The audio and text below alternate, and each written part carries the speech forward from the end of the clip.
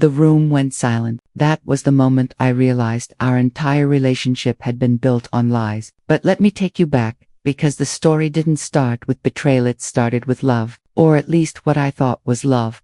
When I first met Claire, it felt like the universe had dropped her right in front of me. She wasn't the kind of woman who walked into a room quietly, no. She lit it up without even trying. Her laugh carried across the cafe where we first spoke, and her confidence made me want to be around her. She was different, bold in ways I wasn't. I was careful, steady, the type of man who thought 3 times before speaking once. But she just said what she felt, wore her emotions on her sleeve, and made life feel less heavy. Or so I believed. We talked that first day for hours. She told me about her dreams, about wanting a life filled with passion, travel, and adventure. I told her I wanted stability, someone to share quiet nights with, someone to build a home with. I thought we balanced each other out. She liked my calmness. I liked her fire. At least, that's how it began.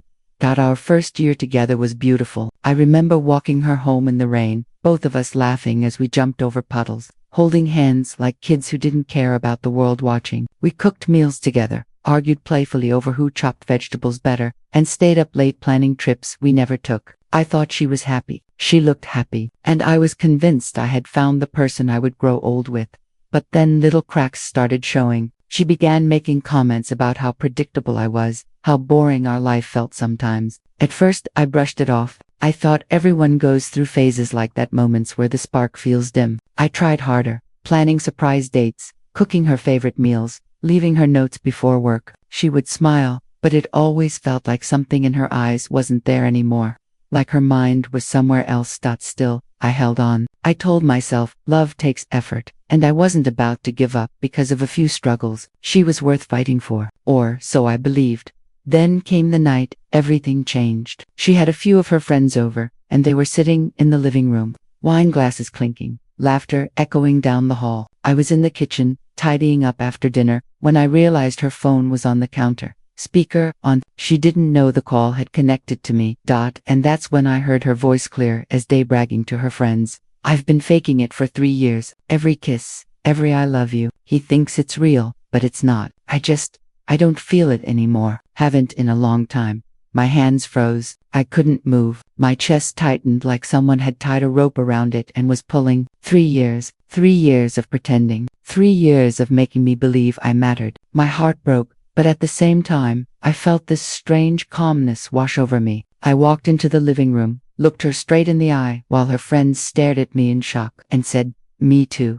The silence that followed was deafening. Her face drained of color, her friends glanced at one another, and for the first time, I felt like the truth had finally been spoken aloud.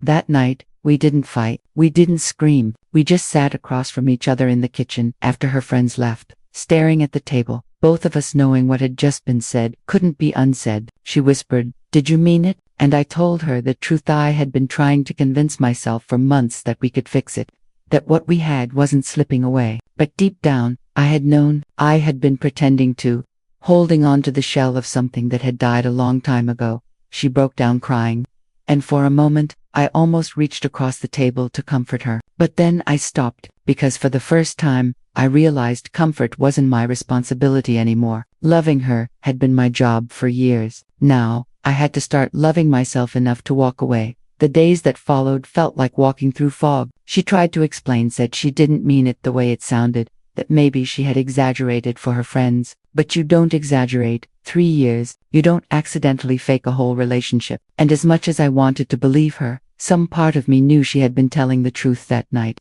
Maybe even more truth than she had ever told me face to face. We drifted apart quickly after that. She packed her things slowly, leaving behind little reminders of what we once wore: her sweater on the chair, her favorite mug in the cabinet. Every item felt like a ghost haunting the home we had built together. I couldn't bring myself to throw them away right away, so I lived among them for weeks, as if pretending could still make her walk back through the door. But the truth is, when someone admits they've been faking it, you stop questioning the details. You start questioning yourself. I asked myself 100 times, was I not enough? Did I miss the signs? Did I make it too easy for her to lie? I remembered the nights I held her while she cried about her job, the mornings I woke up early to make her coffee, the hours I spent planning the perfect birthday surprise. And I wondered, was any of it real for her? Or was I the only one living those moments with my whole heart? Pain has a way of changing you. It makes you see life differently. And slowly, I realized this heartbreak wasn't about her anymore. It was about me. It was about learning the hardest lesson I'd ever had to face. You can give someone every part of you, but if they aren't willing to meet you halfway, love turns into performance, and performance eventually collapses. One evening, weeks later, I found myself sitting alone at the same cafe where we first met. The rain tapped against the windows, just like that day years ago. Only this time, I wasn't waiting for her laugh to light up the room. I was just sitting with myself, and for the first time in a long time, I felt something close to peace. I realized I had been faking too, not in the way she meant, but in the way I kept telling myself I was happy when I wasn't. In the way I convinced myself her small affections were enough to make up for the emptiness I felt inside. I had been lying to myself just as much as she had been lying to me. So I decided that night I wouldn't carry bitterness. I wouldn't let her betrayal define me. I would rebuild, piece by piece, not because I wanted to prove anything to her, but because I owed it to myself. Love is not supposed to be a game of who can pretend longer. Love is raw, imperfect, sometimes messy, but it should be real. And even though I walked away with scars, I walked away free.